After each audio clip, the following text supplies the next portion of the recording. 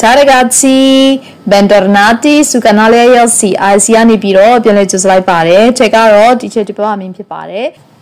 ဒီနေ့ကတော့ကျတို့သင်ခန်းစာလေးက B1 level အတွက်ဖြစ်ပါတယ် B1 level အတွက်ဆိုတဲ့အတွက်ချက်ရွေးထားတဲ့ဒီနေ့သင်ပေးမယ်ခေါင်းစဉ်လေးကတော့ pronomi relative ဖြစ်ပါတယ် relative pronoun ပါရှင်အဲ relative pronoun ဆိုတာဘာလဲပေါ့နော် relative pronoun ဆိုတာကကျတို့က sentence နှစ်ခုကိုဆက်တဲ့နေရာမှာအသုံးပြုပါတယ်ဘာဖြစ်လို့ sentence တစ်ခုကိုကျတို့ကဆက်တာလဲပေါ့နော် relative pronoun ဆိုတာကကျတို့က noun တွေကိုအစားထိုးတာဖြစ်တယ်ပြီးတော့စကားလုံးတွေကိုထပ်ခါပြန်လဲပြီးတော့မပြောချင်တဲ့အတွက်ကြောင့်မို့လို့ကျတို့ကသူတို့နှစ်ခုကို smooth ဖြစ်အောင်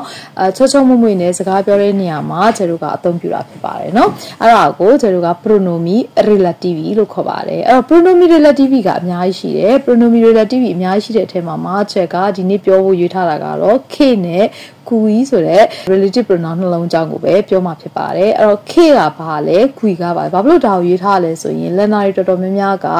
ဒီ relative pronoun တွေကိုများသောအားဖြင့်ကသူတို့တွေက confuse ဖြစ်တတ်ကြတယ် k ကိုသုံးရမှာလားဒီချက် kui ကိုသုံးရမှာလားဘယ်ဟာကိုဘာကြောင့်သုံးရတာလဲဆိုတာကိုသိပြီးတော့မရှင်းလင်းကြတာဖြစ်တဲ့အတွက်ဒီနေ့အဲ့ပိုင်းလေးကိုရှင်းပြပေးမှာဖြစ်ပါတယ်အဲ့တော့ဒီနေ့ရှင်းပြပေးမယ့်အပိုင်းမှာကျွန်တော်ဒီ diagram လေးကိုအရင်ဆုံးကြည့်ကြည့်အောင်เนาะ diagram မှာကချက်ဒီမှာရေးထားတယ် k လို့ရေးထားရပေါ့เนาะပြီးရင်ကျွန်တော်သူ့ကိုမြားလေးနှစ်စင်းအဲ့ရနေထွက်ကြည့်အောင်တစ်ခုကိုကျတို့က subject လို့ခေါ်တဲ့ subject ကိုပြောကြည့်ကြမယ်နောက်တစ်ခုကတော့ complement object direct လို့ခေါ်တဲ့ object ကိုပြောတာဖြစ်ပါတယ်အဲ့တော့ k ဒီဘယ်အချိန်မှာကျတို့အစားထိုးလို့ရမလဲဆိုရင် subject ကိုအစားထိုးလို့ရတယ်လို့ complement object direct ကိုလည်းကျတို့အစားထိုးလို့ရတယ်ဟုတ်ပြီเนาะဒါဆိုလို့ရှိရင်ဒါက k ပိုင်းနောက်တစ်ခုဒါဆိုလို့ရှိရင်kui ကရော kui လို့ပြောလိုက်တာနဲ့တပြိုင်တည်းကလေးမျိုးလုံးထဲမှာမြင်ရမှာက preposition เนาะ preposition ကိုမြင်ရမယ်သူကဘာလဲဆိုရင်ဘယ်ဟာကိုအစားထိုးလဲဆိုရင်ကျတို့က complement object indirect ကိုအစားထိုးပေးတယ်ကြည့်ပြန်ပြောပါမယ်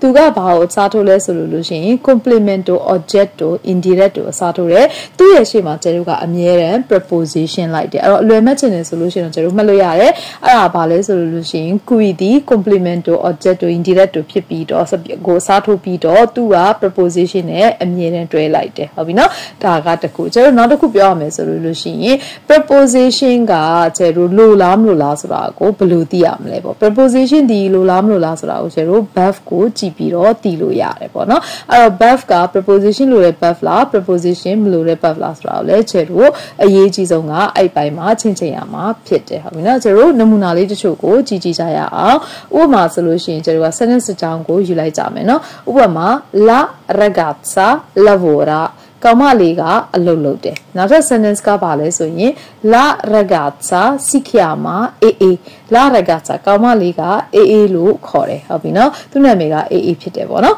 အဲ့လိုမျိုးဆိုရင်ကျတို့ကဒီ sentence မှာကျတို့တစ်ချက်လောက် analyze လုပ်ကြည့်မယ်ဆိုရင်ဘယ်စကားလုံးက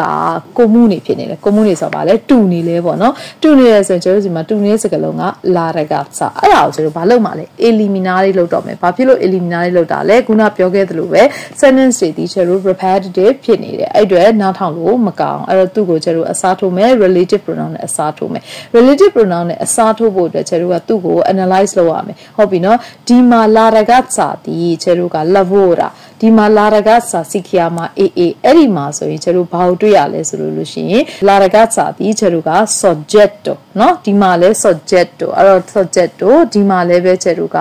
သူ့ရဲ့ commune နေဒီပါလဲဆိုရင် subject နော်အဲ့တော့ကျတို့ဘာလုပ်ရမလဲဆိုရင်သူ့ကိုဘာအစားထိုးမလဲဆိုရင်ကျတို့ဒီသူ့ဒီ k ကိုအစားထိုးမယ်ဘာဖြစ်လို့လဲသူက complement object indirect မဟုတ်တဲ့အတွက်ဒီကပြောရမယ်ဆိုရင် preposition မပါတဲ့အတွက်ကျတို့ဒီရွေးချယ်ရမှာက k နဲ့ kui ထဲမှာ k ကိုရွေးချယ်ရမှာဖြစ်တယ်ဟုတ်ပြီနော်နောက်တစ်ခုကျတို့ကြည့်ကြအောင်နောက်တစ်ခုကဆိုရင် sto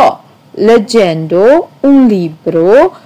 ဒါဆိုရင်ကျတို့က sentence တစ်ကြောင်းเนาะငါကစာအုပ်တစ်အုပ်ကိုဖတ်နေတယ်လို့ပြောလိုက်တာနောက်တစ်ခုကပါလေမောင်မောင် mi ha regalato un libro မောင်မောင်ကငါ့ကိုစာအုပ်တစ်အုပ်လက်ဆောင်ပေးခဲ့တယ်လို့ပြောတာဒါဆိုရင်ဒီနေရာမှာကျတို့ဒီ sentence ကနှစ်ကြောင်းဒီနှစ်ကြောင်းကိုကျတို့က k နဲ့ဆက်မှာလား ကူညီနေဆက်မှာလားဒါကိုစဉ်းစားမယ်အဲ့တော့စဉ်းစားတဲ့နေရာမှာကျွန်တော်ကြည့်ကြည့်အောင်သူ့ရဲ့တူနေတဲ့စကားလုံးကဘယ်နှလုံးလဲ libro เนาะ un libro ဆိုစ un libro ဒီအောက်မှာလဲ un libro ဒါဆိုရင်သူကနှစ်ခုတူနေတယ်ပေါ့နော်ဒီတူနေတာကျွန်တော်ကဗာလဲ complemento oggetto သူဒီ diretto เนาะဘာဖြစ်လို့လဲ complemento oggetto diretto ဖြစ်တယ်ဘာလို့ဆိုငါကဘာဖြစ်လဲစာအုပ်ကိုဖတ်နေတယ်အဲ့တော့ငါဒီ complemento oggetto diretto ဖြစ်တဲ့အတွက်ကျွန်တော်ဒီသူ့အတွက်ကိုရွေးရမှာဒီဘာနဲ့ဆက်မလဲဆိုရင် K နဲ့ဆက်လိုက်မယ်အဲ့အတွက်ကြောင့် sentence ဒီဘယ်လိုဖြစ်သွားမလဲ sto leggendo un libro che mamma mi ha regalato ဟုတ်ပြီเนาะ che mamma mi ha regalato လို့ဖြစ်သွားတယ်ဒါဆိုရင်တည်ပြီး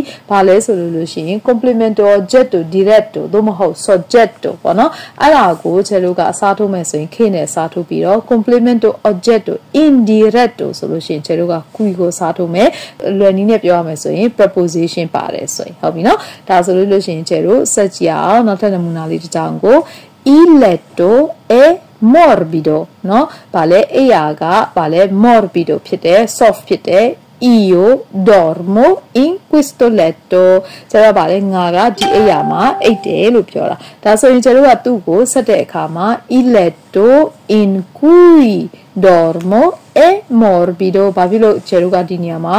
CUI ကိုတုံးလိုက်ရလဲဆိုတာကိုတစ်ချက်လောက် analyze လုပ်ကြည့်အောင်ဒါဆိုရင်ကျွန်တော်ကဒီမှာသူ့နဲ့ commune တွေဖြစ်တဲ့စကားလုံးရှာကြည့်ကြရအောင် eletto เนาะ eletto è morbido ဒီဘက်မှာဆိုလို့ရှိရင်ကျွန်တော်က questo letto เนาะဒါဆိုလို့ရှိရင်သူတို့နှစ်ခုက commune တွေဖြစ်နေပြီ eletto è morbido ဒီနေရာမှာ eletto ဒီကျွန်တော်ကပါလဲ soggetto ဟုတ်ပြီเนาะဒီဘက်မှာဆိုရင် io dormo in questo letto ဒီနေရာမှာ in ဆိုတဲ့ preposition ပါသွားတဲ့အတွက်သူဒီပါလဲဆိုရင် complemento oggetto indiretto ဟုတ်တယ်เนาะအဲ့တော့ကျွန်တော်ဒီ sentence နှစ်ကြောင်းကို complemento oggetto indiretto ဆိုလို့ရှိရင်ဘာနဲ့တွဲရမှာလဲဆိုရင် cui ဆိုတာနဲ့တွဲရမယ် cui လို့ပြောတဲ့အတွက်သူဒီ in လို့ပါတဲ့အတွက်ကျွန်တော်က in cui เนาะ il letto in cui dormo è morbido ဒါဆိုရင်ကျွန်တော်ကဒီလိုဖြစ်သွားတာဖြစ်ပါတယ်เนาะအဲ့တော့ကျွန်တော်နောက်တစ်ခုဆက်ကြအောင်အဲ့ဒါကတော့ I venduto la bici a un ragazzo เนาะပြီးလို့ရှိရင်နောက်တစ်ကြောင်းက ho conosciuto questo ragazzo အဲ့တော့ဒီစနစ်မှာဆိုလို့ရှိရင် I venduto la bici a un ragazzo မင်းကဗာလဲကောင်လေးတစ်ယောက်ကိုစက်ဘိန်းရောင်းလိုက်တယ်ပေါ့နော်နောက်တစ်ခုကကြတော့ကျွန်တော်ကငါကဒီကောင်လေးကိုတည်တယ်လို့ပြောတာပေါ့နော်ဒါဆိုဒီနှစ်ကြောင်းကိုကျွန်တော်ကဆက်တော့မှာဖြစ်တယ်အဲ့လိုဆက်တဲ့အခါမှာဒီအပေါ်အကြောင်းမှာဆိုလို့ရှိရင်a un ragazzo လို့ပါတယ်ဟုတ်ပြီနော် a un ragazzo ဆိုတာဘာကိုပြောရလဲဆိုရင် preposition a ပါတယ် preposition a ပါပြီဆိုတော့ကျွန်တော်ကဒါကိုသိရမယ် complemento oggetto indiretto เนาะဘာဖြစ်လို့ a ပါတာလဲပေါ့နော်ဒီနေရာမှာကျွန်တော်နည်းနည်းစမ်းစစ်ကြည့်အောင် a ပါဘာကြောင့်ကျွန်တော်က preposition ထည့်လိုက်ရတာလဲပေါ့နော်ဘာကြောင့်လဲဆိုရင်ကျွန်တော် verb ကိုအရှိမပြန်ကြည့်မယ် vendere เนาะ vendere ကသူ့ရဲ့ verb အဲ့တော့ဒီ verb မှာဆိုလို့ရှိရင် vendere qualcosa a qualcuno အဓိပ္ပာယ်ပါလဲဆိုလို့ရှိရင်တယောက်ယောက်ကိုရောင်းတာဖြစ်တဲ့အတွက်ကျွန်တော်က we sell to someone ဟုတ်တယ်နော်အဲ့တော့တရားကိုရောင်းတာဖြစ်တဲ့အတွက်ကျွန်တော်ဒီ are ဆိုတဲ့ preposition ကပါကိုပါရမှာဖြစ်တယ်အဲ့လို preposition ပါလာပြီဆိုတော့ကျွန်တော်ဘာလုပ်တော့မလဲ are ကူလို့ဖြစ်သွားမယ်ဆက်လိုက်မယ်ဆိုလို့ရှိရင်ho conosciuto il ragazzo a cui hai venduto la bici လို့ဖြစ်သွားတယ်ဟုတ်ပြီเนาะဒါဆိုလို့ရှိရင်ကျွန်တော်ဒီလောက်ဆိုရင်တော့ K ကဘယ်နေရာမှာသုံးရမယ် Q ကဘယ်နေရာမှာသုံးရမယ်ဆိုတော့ကိုသိလောက်ပြီလို့ထင်ပါတယ်အားလုံးပဲအဆင်ပြေကြပါစေเนาะဒီဘက်တော့ဒီလောက်ပါပဲကြည့်ပေးကြရအောင် alla prossima ciao ciao